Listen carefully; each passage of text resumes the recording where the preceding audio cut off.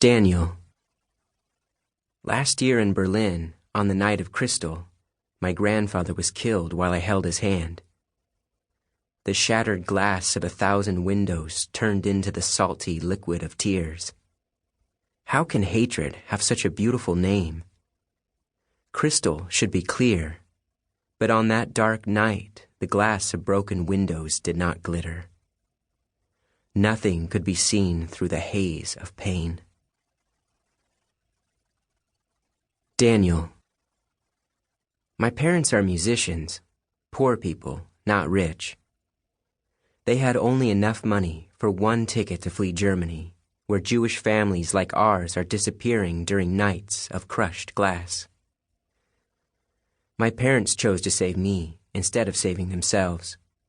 So now, here I am, alone, on a German ship stranded in Havana Harbor, halfway around the huge world. Thousands of other Jewish refugees stand all around me on the deck of the ship, waiting for refuge. Daniel. First the ship sailed to New York and then Canada, but we were turned away at every harbor. If Cuba does not allow us to land, will we be sent back to Germany's shattered nights? With blurry eyes and an aching head, I force myself to believe that Cuba will help us, and that someday I will find my parents and we will be a family once again. Paloma. One more ship waits in the harbor. One ship among so many, all filled with sad strangers, waiting for permission to land here in Cuba. Our island must seem like such a peaceful resting place on the way to safety. I stand in a crowd on the docks, wondering why all these ships have been turned away from the United States and Canada. Daniel. One of the German sailors sees me gazing over the ship's railing at the sunny island with its crowded docks where strangers stand gazing back at us. The sailor calls me an evil name, then he spits in my face. But I am too frightened to wipe away the thick, liquid hatred.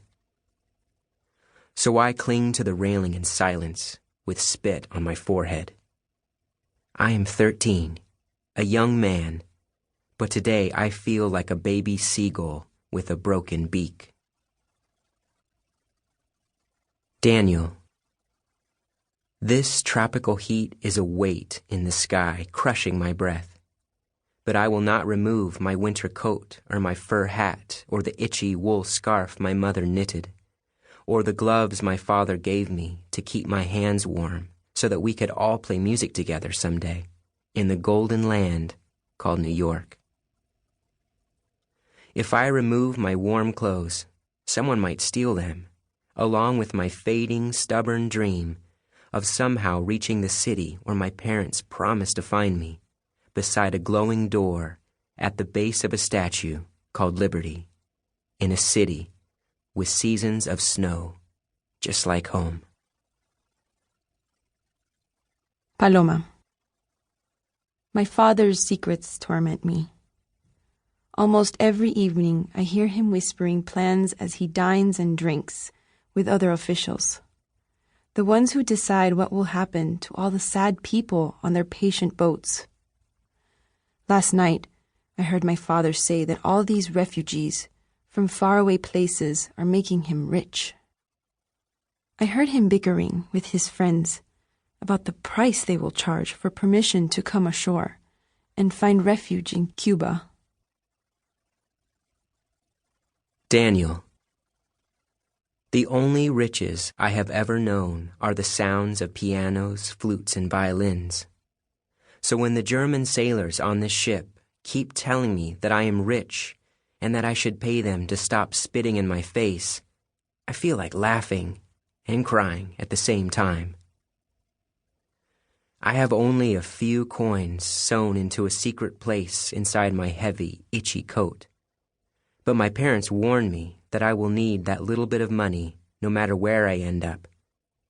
so I must let the sailors spit. I keep telling myself that if I ever reach New York or any other safe place, I will look back on this day of heat and humiliation, and none of it will matter, as long as I'm free to play music and to believe that I still have a family somewhere.